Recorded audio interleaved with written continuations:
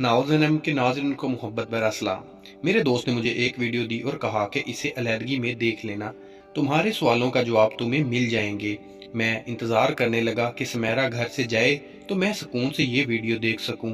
2 दिन बाद इसे फिर किसी से जिनसी ताल्लुक बनाने की हाजत हुई तो इसने बहाना बनाया कि वो एक सहेली की कज़न की बेटी की शादी की तकरीब में जा रही है, रात को लेट आएगी या मुमकिन है कि ना आए। मैंने मुस्कुराते हुए कहा, जाओ, कोई बात नहीं, मैं हूँ बच्चों के पास। वो बन ठन कर चली गई।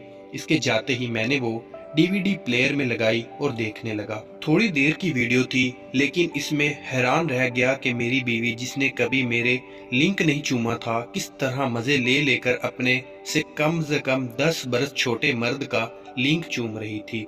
खैर, इस वीडियो में सुमेरा ने गन भी चलवाई। कम से कम आधा घंटा सुमेरा को जी भर कर पेला। मैं क्या बताऊं, मुझे इतनी घिन आई सुमेरा से कि दिल चाहता था इसको इसी वक्त गोली मार दूं या तलाक दे दूं। लेकिन फिर मैं बच्चों का सोचकर खामोश हो गया और एक फैसला किया कि मुझे आगे क्या करना है। मैं अक्सर ड्रिंक भी करता हूँ, लेकिन घर में मुहतात होकर। लेकिन उस वक्त ऐसा कोई खतरा नहीं था। सिद्रा ही सबसे बड़ी थी। वो अपने कमरे में अपने लैपटॉप पर बैठी काम कर रही थी। मैंने विस्की की बोतल उठाई और एक बड़ा पैग बनाकर चढ़ा लिया।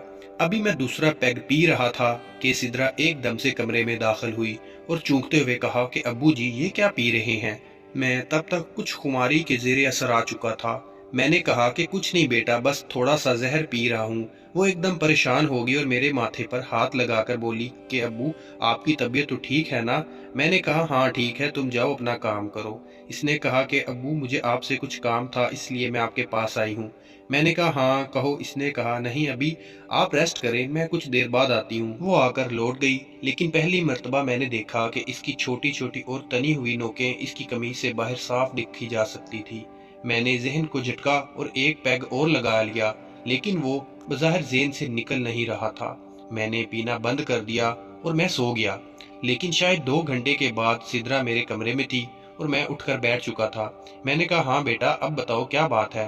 तो इसने कहा कि मेरा लैपटॉप अब पुराना हो गया है, क्या आप दूसरा ले देंगे। मैंने कहा, ले लेना। तो वो खुश हो गई और मेरे गाल पर प्यार करके बोली, अब्बू जी, आप दुनिया के सबसे अच्छे अब्बू हैं। लेकिन इसके वजूद का मेरे वजूद से टकराना था कि मेरा हशर बुरा हो गया।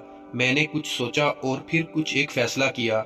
मैंने सिद्रा को कहा कि मैं जरा फ्रेश होकर आता हूँ, फिर बैठकर बातें करते हैं। इसने कहा, जी अब्बू, और मेरे ही कमरे में अपना लैपटॉप लेकर आ गई। मैं नहाकर बाहर निकला तो सिर्फ टावल में था और मैं सीधा सिद्रा के पास आ गया। कुछ झिझकते हुए मैंने कहा, सिद्रा बेटा, आपको अम्मी ने कुछ ऐसी बातें नहीं बनाई जो इसे आपको बताना चाहिए थी।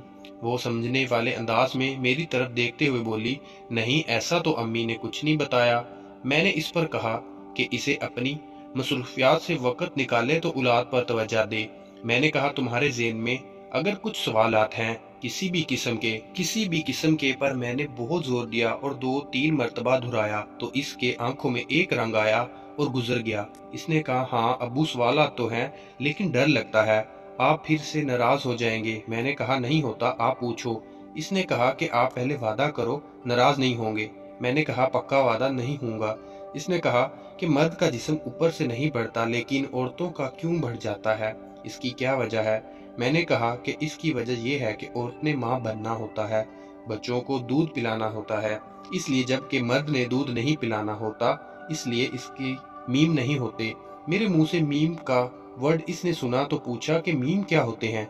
मैंने कहा कि ब्रेस्ट को कहते हैं। साथ ही लोहा गर्म देखते हुए कहा कि जरा देखो तो तुम्हारे ब्रेस्ट का साइज क्या है, जरा अपना दुपट्टा साइड पर करना।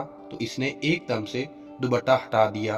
तो मैंने मजनूई तशवीश का इज़हार करते हुए कहा, तुम्हारा लेफ्ट वाला राइट वाले से छोटा है, जरा अपनी शर्ट तो ऊपर उठाओ, मैं देखकर बता सकता हूँ कि क्या मसला है। इसने अपनी कमीज उठाना चाही तो मैंने कहा, जाकर दरवाजा लॉक कर दो, ये ना हो कि कोई तुम्हारा छोटा बहन भाई देख ले। इतने कहने की देर थी, सिद्रा फौरन से दरवाजा बंद करके आ गई और अपनी कमीज ऊपर की। तो मैंने कहा, पूरी उतार दो।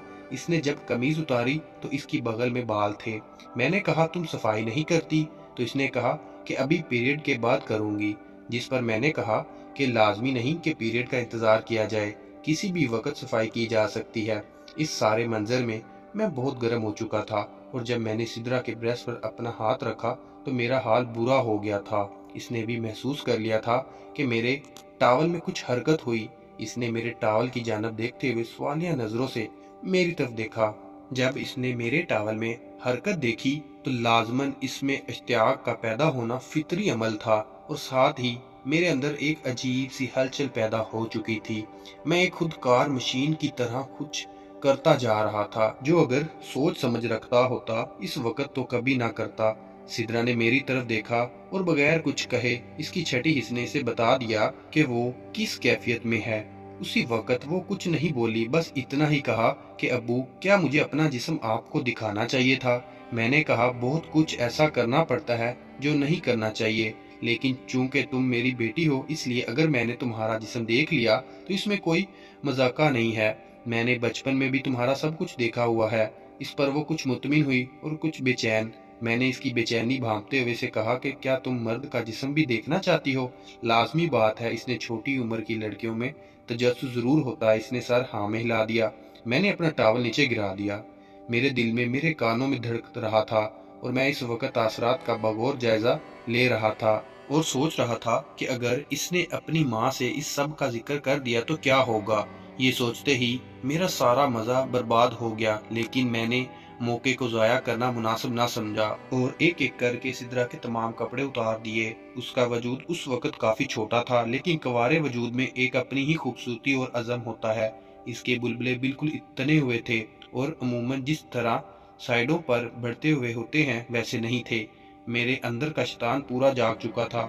اس عمل سے سدرا کو بے چینی محسوس ہونا شروع ہو گئی تھی۔ سٹوری کا بقیہ حصہ نیکسٹ پارٹ میں اپلوڈ کر دیا جائے گا۔ اس طرح کی رومانٹک سٹوری کے لیے ہمارا چینل لائک اور سبسکرائب کر دیں۔